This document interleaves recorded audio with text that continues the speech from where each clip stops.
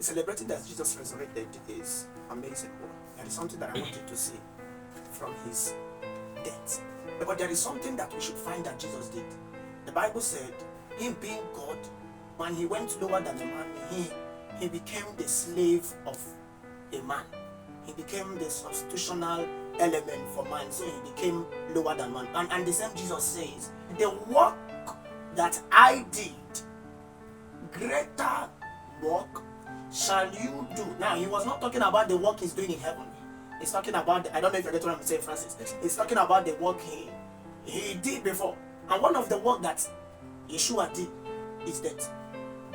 In short, if he did every work without approaching death, all his work could have been one of the things the prophets did. In short, the difference between Yeshua and Joshua, Yeshua and Moses, Yeshua and Ezekiel was the fact that in all his doing, he died and resurrected.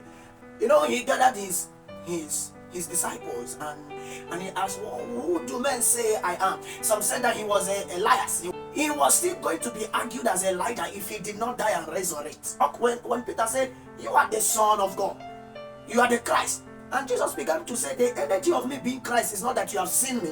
The energy of me being Christ is that the gate of hell will not prevail, which is an allowance of the revelation that is going to come in his death.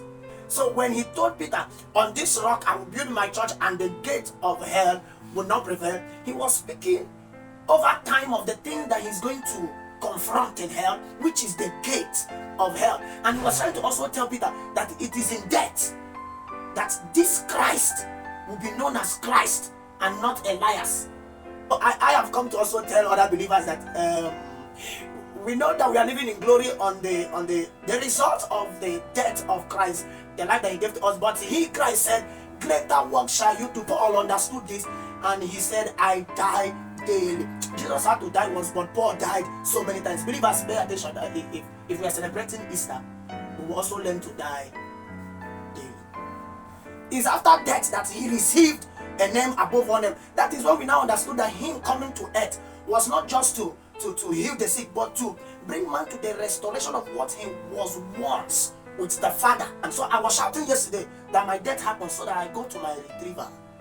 But people thought that I wanted to die. Well, I want to die. Say you want to die. I want to die. There is no glory outside death. Whatever that you can do for God now that you cannot do before death is not qualified enough. It's until your service to God. A dead man does not have a property. That you are finding it hard to give in churches that you have not met death with Christ. That you are finding it hard to go to evangelism. You feel like,